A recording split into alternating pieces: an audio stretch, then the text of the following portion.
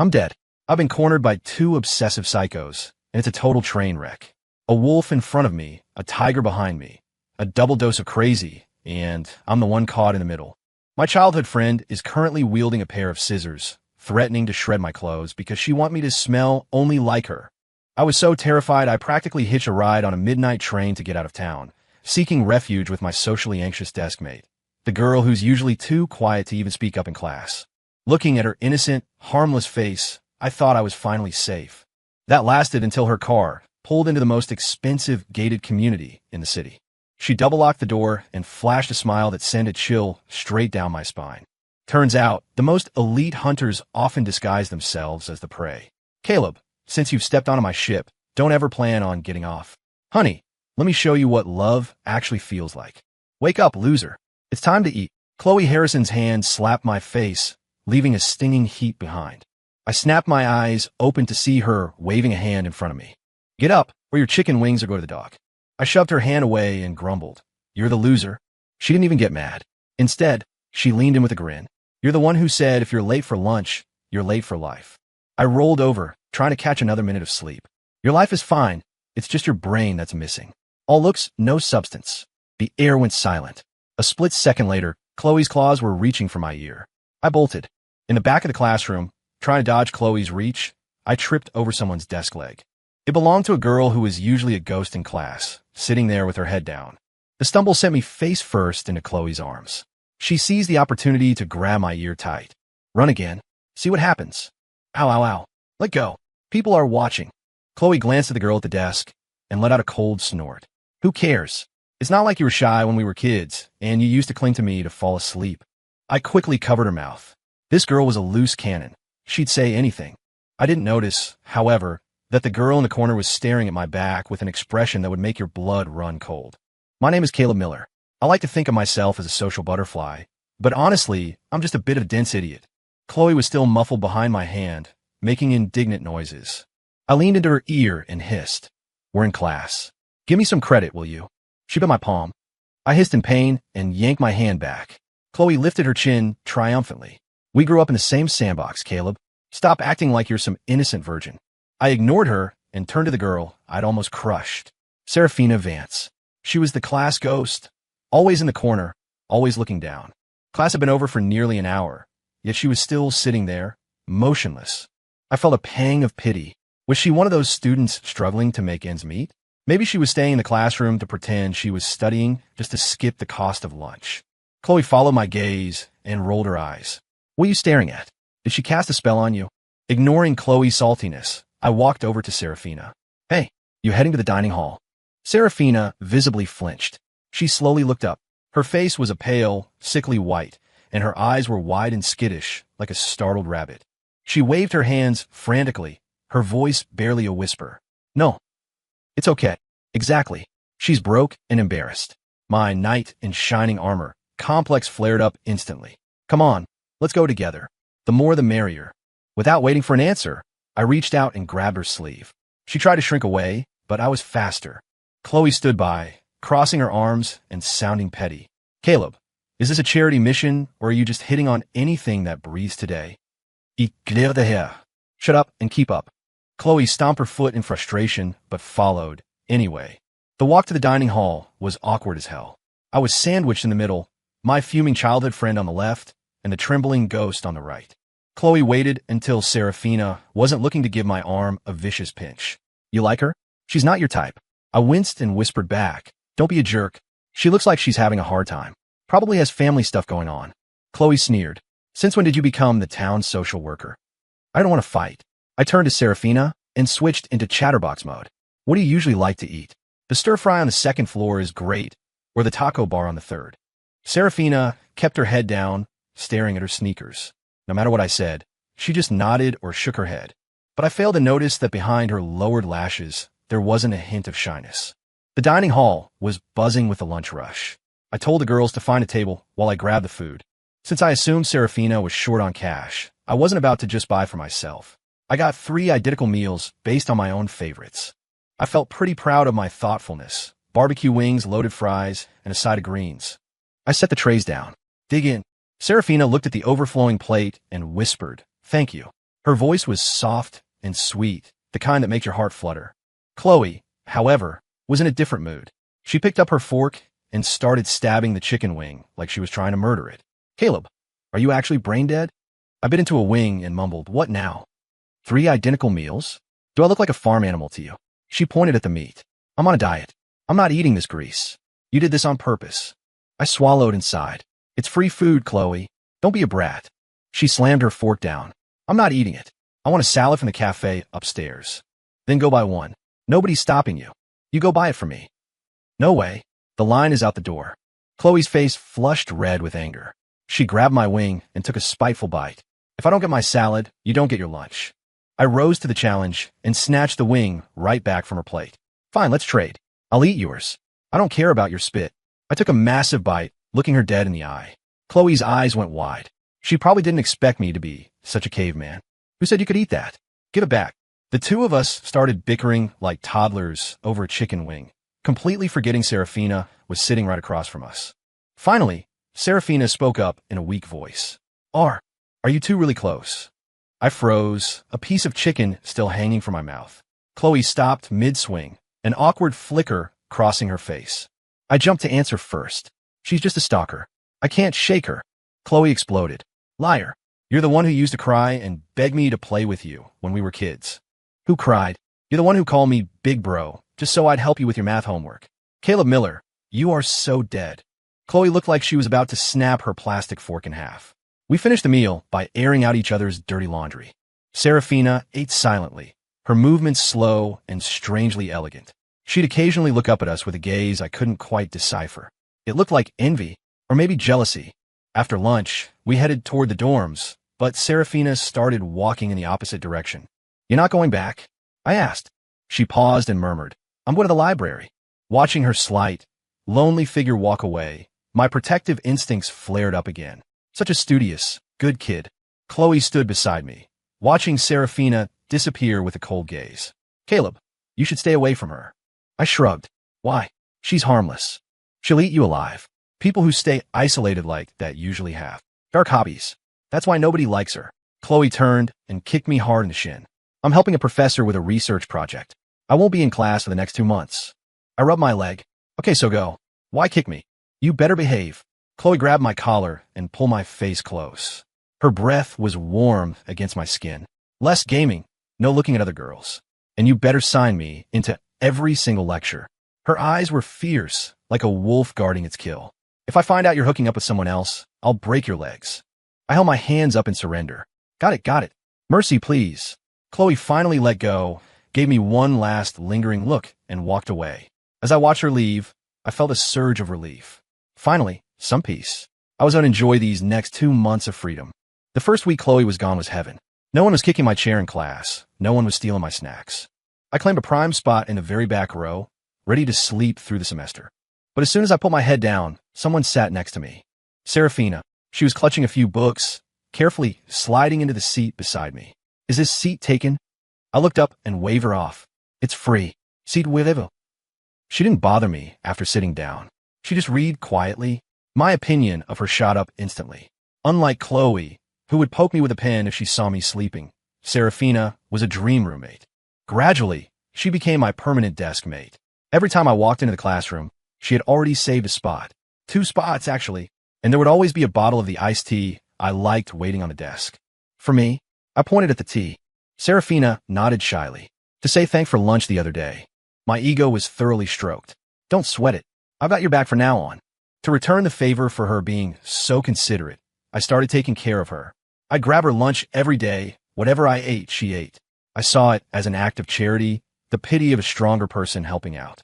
Sometimes when I couldn't sleep, I'd drag her into a conversation. I talk about everything from League of Legends to international politics, from the dining hall ladies to the prettiest girls in the neighboring department. Most of the time, I did the talking and she did the listening. She was the perfect audience, always looking at me with those admiring eyes. Occasionally, she'd chime in with a really, or you're so smart. The validation was intoxicating. I started to love the feeling of being looked up to, but I was ignoring the details. For instance, whenever I slept, I always felt like a pair of eyes was glued to me. Once, during a break, I was dead to the world. In my haze, I felt something poking my stomach. Once, twice. Not too hard, not too soft.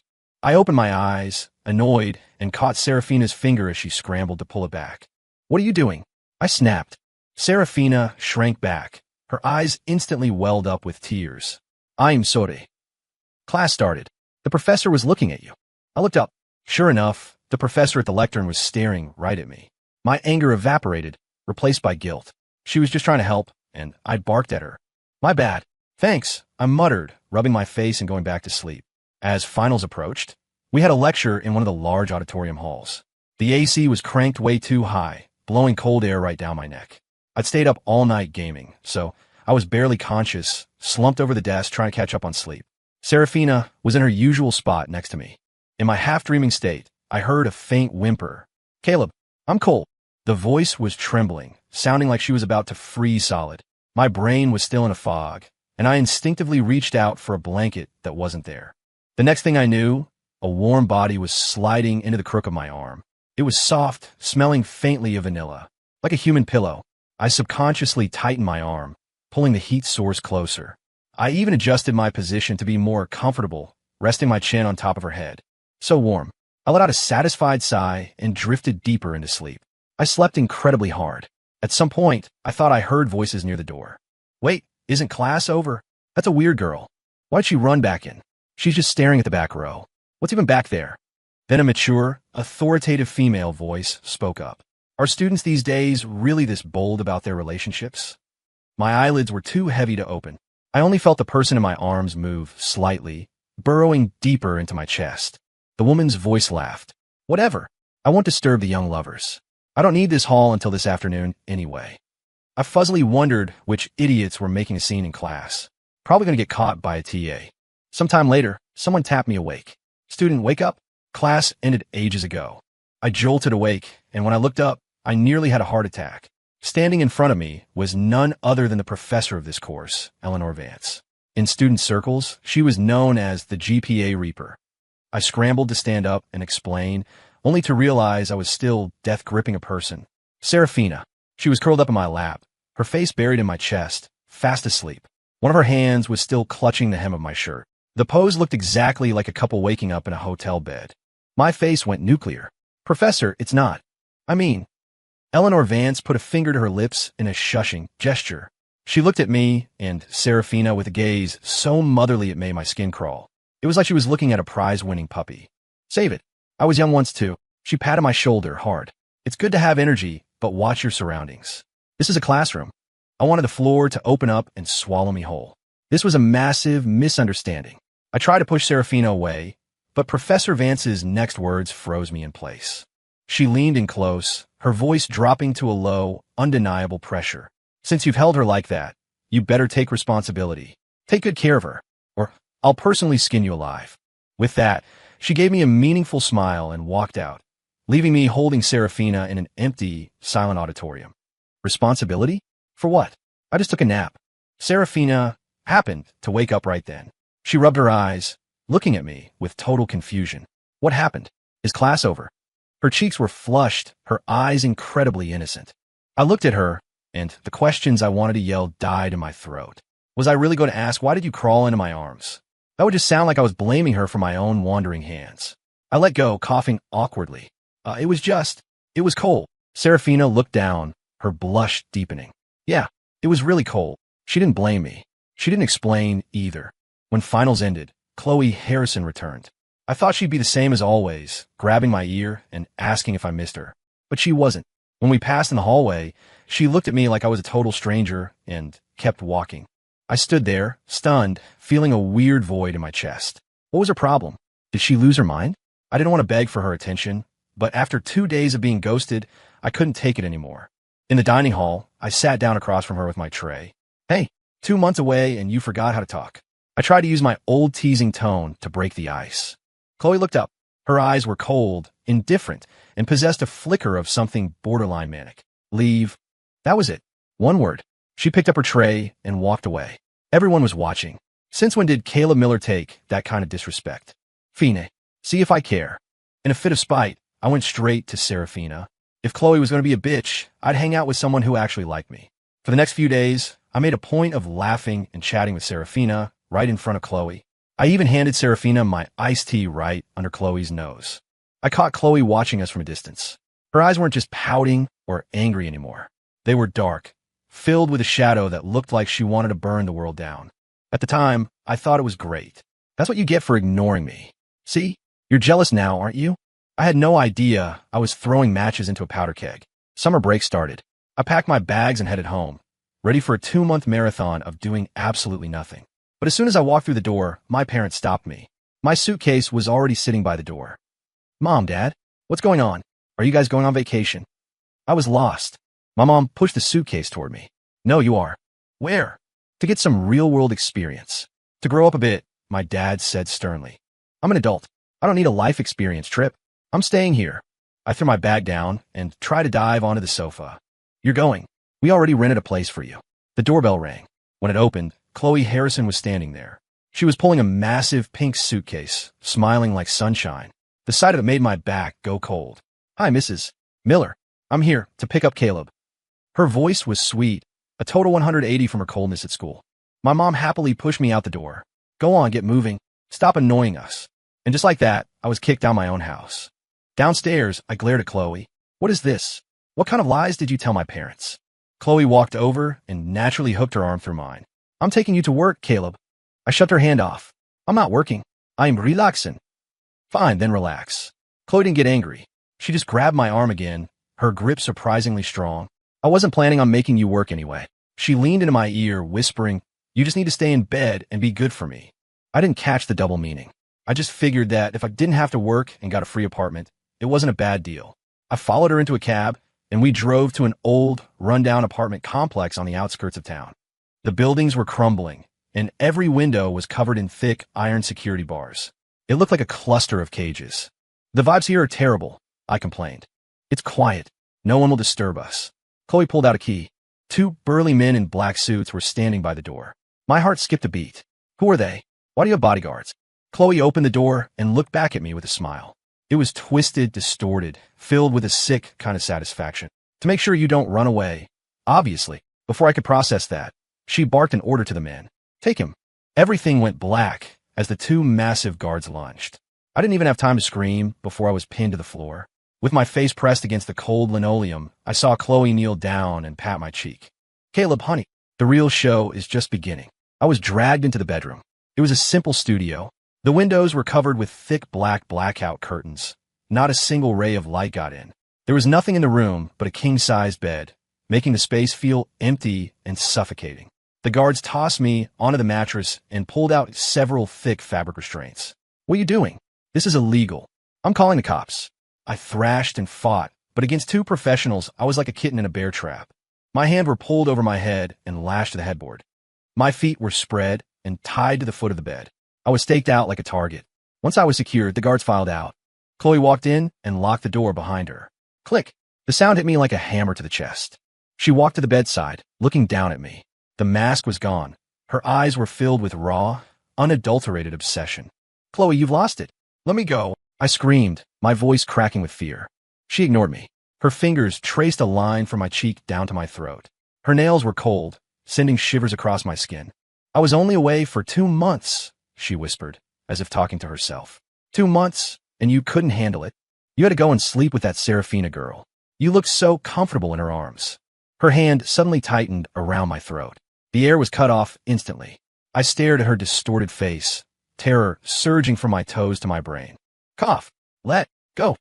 Chloe released her grip, watching me gasp for air. Suddenly, she started laughing. It was a beautiful, terrifying sound. Since you can't be trusted, I'm just going to keep you here, locked away where no one can find you. That way, you can only look at me. You can only hold me. She reached into her bag and pulled out a pair of scissors. The cold glint of the metal shimmered in the dim light. I was terrified. What are you doing? Don't do anything crazy. She took the scissors and slowly began to snip away at my shirt. Her movements were methodical, like she was unwrapping a precious gift. Don't be scared. I just want to make sure my scent is the only thing on you. Scraps of fabric fell to the floor. She leaned down, burying her face in my chest and taking a deep breath. Caleb, you're mine. No one is taking you. I completely broke down. This wasn't a childhood friend's prank. This was a sickness. I started begging. Chloe, please. I am sorry. Nothing happened with Serafina. I swear. It was all a mistake. A mistake. She looked up, her eyes icy. Curled up together in a classroom is a mistake? Then why didn't you hold me like that? I'll only hold you from now on. I promise. Just let me up. Chloe seemed satisfied by my terror and submission. She stood up and tossed the scissors onto the nightstand. Hungry? I'll go make dinner. I'm going to make your favorite, sweet and sour pork. My way. She turned to leave, pausing at the door. She gave me a sweet, terrifying smile. Don't think about running. We're on the 5th floor, the windows are bolted shut, and the door is deadbolt. If you try to leave, I'll have to break your legs. Then I can take care of you forever. The door shut. No, I couldn't just sit here. I had to get out. Once I was sure she was in the kitchen, I could even hear the sound of a knife hitting a cutting board. I started to struggle violently. The fabric bit into my wrists, rubbing the skin raw, but the pain kept me sharp. I scanned the room. The scissors. They were on the nightstand, about 6 feet away, out of reach. Damn it. I twisted my body, trying to slip a hand out, but it was too tight. Just as I was about to give up, I felt something hard against my right wrist. It was the hinge of the metal headboard. The edge felt slightly jagged.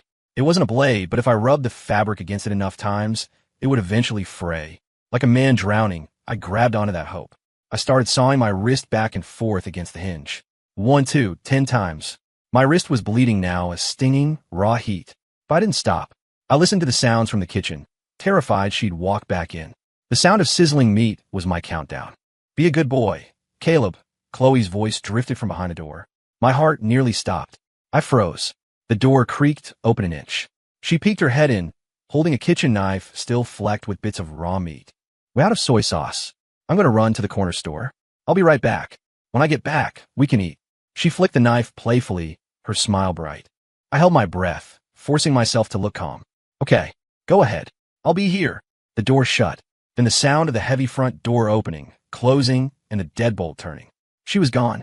This was my only shot. Ignoring the agony in my wrists, I sawed frantically. Blood soaked into the fabric and stained the white sheets. Finally, I felt a pop. The restraint snapped. My right hand was free. I didn't waste a second, quickly undoing the left hand and my feet. I jumped off the bed and bolted for the window. The iron bars were welded solid. I ran to the door and yanked the handle. Locked. I knew it wouldn't be that easy. I ran back to the bedroom, grabbed the scissors, and started jamming them into the old lock. It was a cheap, outdated mechanism. After a few seconds of frantic prying and brute force, the bolt clicked. I threw a random jacket over my bare chest and sprinted out the door. I didn't even have shoes. I ran down the stairs and out of the complex into the street. The summer sun was blazing and the asphalt was scorching my bare feet, but I didn't feel it. I just ran. People stared at me like I was a lunatic. I probably looked like one. Let me use your phone. Please. I grabbed a passerby, shouting. The guy shoved me away. Get away from me, psycho. I tried another person. Get lost, kid. I'm on the clock. No one believed me. Chloe could be back any second. If she caught me, I couldn't even imagine what she'd do. Just as I was about to collapse in despair, a soft hand touched my shoulder. I spun around, ready to fight for my life, only to see a familiar, harmless face. Serafina Vance. She was wearing a white sundress, standing in the sunlight like an angel. Caleb, what happened to you? She gasped, covering her mouth with her hand. Her concern seemed so genuine. In that moment, my pride vanished. I grabbed her hand like it was a life raft. Save me, Sarah. Please save me. I blurted out the whole story about Chloe kidnapping me. Serafina listened quietly, her brow furrowing. Understand, she said, her palm warm and dry as she gripped my hand back. She's insane. She wants to cage you. You can't go home. She'll be waiting there. You have nowhere to go. I nodded frantically, tears stinging my eyes. I have nothing. Serafina gave me a gentle smile. At the time, it was the most beautiful thing I'd ever seen. Come to my place. No one is there. You'll be safe. I was beyond grateful. I followed her into a waiting black SUV. We drove north, eventually entering the most prestigious neighborhood in the city. Looking at the massive estates, perfectly manicured lawns, and private security patrols, my brain started to stall. The car stopped in front of a mansion that looked like a modern castle. Serafina turned to me with a sweet smile. We're here. Let's go in. I stood before the massive wrought iron gates, my jaw hitting the floor. This is your house. Serafina blinked. Yes, I thought you were. Broke. My entire worldview was crumbling. The quiet girl who skipped lunch and wore thrift store clothes was actually a billionaire heiress? Serafina tilted her head innocently. I never said I was poor. Then why didn't you ever eat in the dining hall? Because there were too many people. My social anxiety makes crowds hard. I had no words. It was so simple it was genius. Come on, don't just stand there. Serafina took my hand and pulled me inside. As soon as we hit the foyer, I felt a chill. It wasn't the AC, it was the atmosphere. A woman was sitting on a designer sofa, leafing through a magazine. At the sound of the door, she slowly looked up. My knees nearly buckled. Eleanor Vance, the GPA Reaper. What was she doing here? Before I could speak, Serafina ran over and hugged the woman's arm. Mom, I'm home. Mom? Serafina was Professor Vance's daughter. The world felt way too small. Professor Vance put down the magazine, her eyes landing on my disheveled, bloody state. She looked at me like she was inspecting a shipment that had arrived damaged. Then she smiled. It was the same meaningful, terrifying smile from the classroom. So, you finally brought him home? Serafina blushed. Mom, Caleb is in trouble. He needs to stay with us for a while. Professor Vance's eyes lingered on the raw marks on my wrists for a second. A smirk played on her lips. It seems that Harrison girl is a bit too clumsy with her methods. I suppose she saw you two together and lost her mind. She stood up and walked over to me, smoothing out the collar of my torn jacket. Her touch was light, but it felt like a snake coiling around me. Welcome, Caleb. Make yourself at home. Stay as long as you like. You're practically family anyway. She whispered that last part so quietly I barely caught it in my panic state. Thank you, Professor Vance, I stammered. Serafina led me to a guest suite on the second floor. The room was bigger than my parents' living room, decked out with every luxury imaginable. You'll stay here. I've already had some clothes put in the closet for you. I opened the wardrobe. Everything was exactly my size. It was incredibly thorough, but I didn't think much of it. I just wanted a shower and a bed. After cleaning up, I lay on the plush mattress, overcome with the relief of having escaped Chloe. I picked up the burner phone Serafina had given me and sent Chloe a text. I got out. Don't look for me. You're never catching me again. I'm safe and I'm doing great. I blocked her number immediately. God, that felt good. I imagined her throwing a fit and actually laughed out loud. The following weeks were a dream. I wanted for nothing. I didn't have to listen to my parents nagging or deal with Chloe's control. Serafina was perfect. If I want to play games, she'd play support and let me take all the kills. If I want a midnight snack, she'd cook for me. And strangely, her cooking tasted exactly like my mom's. I felt like I'd hit the lottery, but I was being dense again. I failed to notice the details that should have terrified me.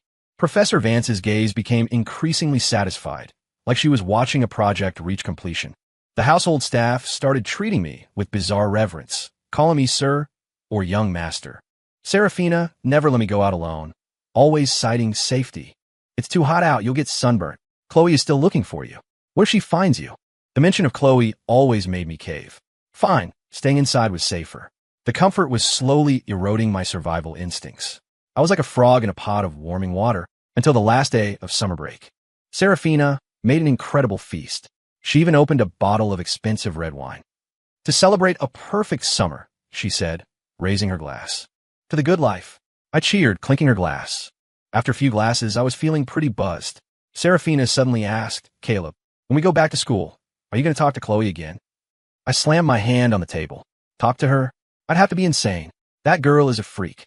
I should probably tell our parents what she did, though I doubt they'd believe me. A flicker of dark joy passed through Serafina's eyes. So you hate her? I paused. Hate her? It wasn't that simple. We grew up together. What she did was unforgivable, but there was still a part of me that... I shook my head. I don't know if I hate her. I'm just scared of her. The smile on Serafina's face dimmed. She set her glass down, her voice turning soft and hurt. So you still love her? No way. I denied it instantly. Then who do you love? She stared at me, her eyes filled with a dangerous, hungry expectation. My head was spinning from the wine. I mumbled, I like girls who are sweet. Like you. Serafina smiled. This time it was genuine. You said it, not me. She brought over a glass of warm milk.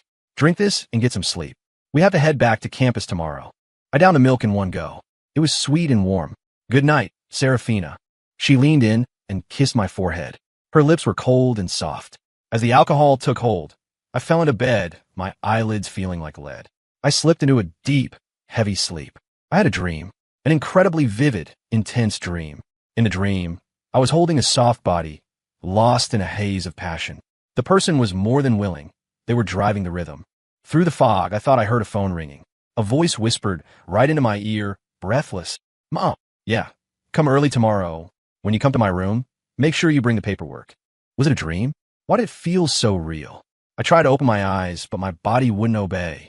I could only let myself sink deeper into that gentle whirlpool. The next morning, I was jolted awake by a piercing scream. My head felt like it was being split by a hangover from hell. I struggled to open my eyes, and the sight that met me made my heart stop. I was completely naked in bed. Curled up in my arms was Serafina, also without a stitch of clothing. She was covered in tears, shivering under the duvet. On the white silk sheets, a stark, bright red stain looked like a blooming carnation. Caleb, how could you? Serafina sobbed, the picture of a broken victim. My mind was a total blank. What happened? Wasn't I dreaming? Did I? Before I could think, the door was kicked open. Professor Vance stormed in, her face like thunder. She was holding a phone, and she was recording. Caleb Miller, you animal. She rushed over and slapped me across the face. The sound echoed in the room. I saw stars. I took you in. I treated you like a son, and you do this to my daughter? Professor Vance pointed at the sobbing Serafina, her whole body shaking with rage. Mom, don't blame him. It was my fault, Serafina cried, clutching her mother's hand. I just loved him too much, and The performance was Oscar-worthy. Looking at the mother-daughter duo, I felt a sudden, bone-deep chill. This wasn't an accident. This was a setup. A total trap. Professor, wait. I blacked out. I don't remember anything. I tried to defend myself, but it sounded pathetic. Professor Vance sneered and shoved the phone in my face. On the screen was a video of the incident from the night before. You couldn't see faces clearly, but the voices, the movements. It was definitely me. I was finished. The evidence is right here. What do you have to say? Professor Vance turned off the video, her eyes turning into shards of ice. The skin you alive threat was back in full force. Caleb, I'll ask you once. Are you going to take responsibility? If you don't, this video goes to the dean's office and the police this morning. It'll be all over the internet by noon. You'll be expelled, your reputation will be destroyed, and you'll go to prison. Every word was a nail in my coffin. Prison? Social death? I was only 22. I looked at Serafina. She was still crying, but through her fingers, I saw her eyes. There was no sadness there, only a terrifying, victorious obsession. I'll take responsibility, I whispered. My voice was dead. I surrendered. Professor Vance nodded, her anger vanishing instantly. She was a master of the quick change. That's more like it. A real man owns his mistakes. She reached in her bag and pulled out 2 sets of documents. Marriage license applications. As it happens, today is a beautiful day. The courthouse just opened. Look at that. I even have the paperwork ready. I stared at the documents, my heart a pile of ash. From the moment I stepped into this house, my fate had been sealed. I was escorted to the courthouse like a prisoner. Signing, photos, stamping, I did it all like a marionette. The moment we were handed the marriage certificates, Serafina dried her tears. She looked at the little red folder and smiled the sweetest smile I'd ever seen. It was the smile of a winner. Hi, husband. I look forward to our life together. She took my arm, her voice dripping with honey. I looked at her and felt nothing but horror. This was the little rabbit I felt sorry for. This was a viper that swallowed people whole. After the courthouse, we went to my parents' house. Professor Vance drove the luxury SUV. Serafina sat in the front, and I sat in the back like a convict.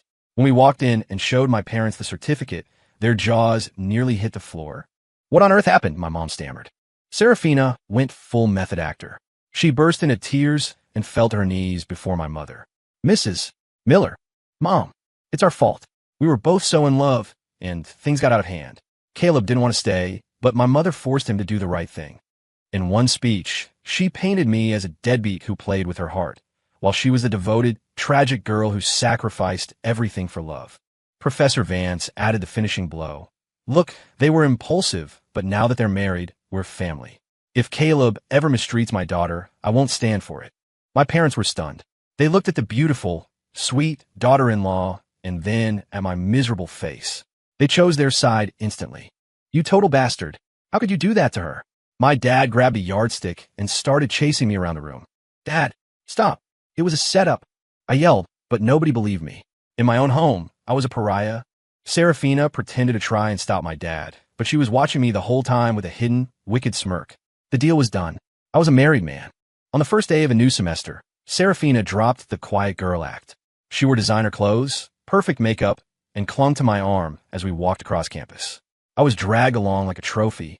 In the distance, A familiar figure came charging toward us. Chloe Harrison. Her eyes were bloodshot as she looked at our interlaced hands. "Caleb, get over here right now," she screamed, reaching for me. Serafina stepped in front of me, blocking her path. She wasn't a trembling ghost anymore. She stood tall, radiating power. "I'm sorry, but please don't harass my husband." Chloe froze. "What did you just say?" Serafina slowly reached into her designer bag and pulled out the marriage certificates. She held them up for Chloe to see. "Recognize these? We're legally wed." Chloe's face went ghost white. She stumbled back, looking at me with pure disbelief. "Caleb, is it true?" I couldn't look her in the eye. I stared at the ground. Serafina gave a disdainful laugh and leaned in close to Chloe's ear, whispering so only the three of us could hear. "Sweetie, you're only 19. You can't even get this license without a parent's signature. You lost. When my family's influence is gone, maybe you'll have a chance. Maybe when I'm bored of him, I'll let you have him. But for now, he's my private property." With that, she pulled me away without looking back. Chloe was left standing there, paralyzed. I looked back once. That was my childhood friend, the girl I tried so hard to escape. But looking at her now, I actually felt bad for her. Years flew by. Serafina and I have been married for several years now. Our daughter, Lily, is 3. To the outside world, I'm the luckiest guy alive. My wife is gorgeous and rich. My mother-in-law is a world-renowned academic, and I have a successful career, which is really just a do-nothing desk job her family set up for me. Only I know the truth of my life. Serafina's need for control has evolved into something truly pathological. My phone has a permanent GPS tracker, my social media is mirrored on her laptop, and every cent I spend is logged. I'm not allowed to leave the house without her or a bodyguard. Even taking out the trash is timed. 3 minutes max. If I'm late, I face a storm. She doesn't hit me or scream. She just stares at me with those dark, empty eyes until I break and beg for forgiveness. Or she punishes me at night until I'm too exhausted to think, making me swear I'll never do it again. It's a sweet, suffocating torture that I can't escape. One weekend, Serafina was in her home office working. I was in the living room playing with Lily. "Daddy, I want a lollipop," Lily said, tugging on my hand. I looked at the closed office door. A spark of rebellion flickered in me. The store at the corner was right there. It would only take a minute. "Let's go, sweetie. Let's go get one." I picked her up and slipped out the door. We were gone for 10 minutes. But the moment I stepped back inside, I knew something was wrong. The lights were off, and the curtains were drawn tight.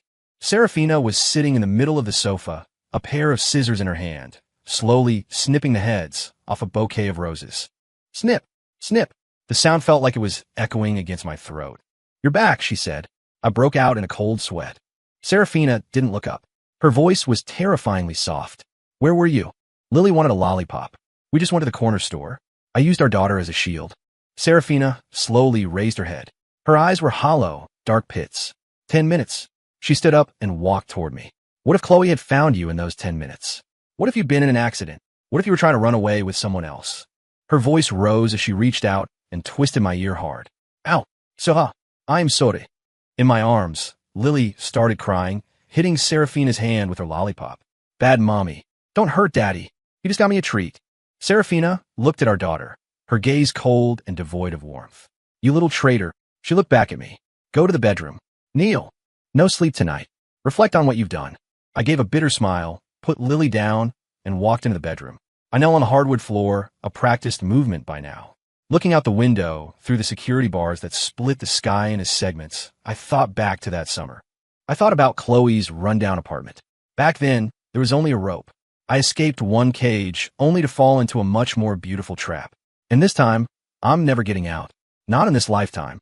Story complete.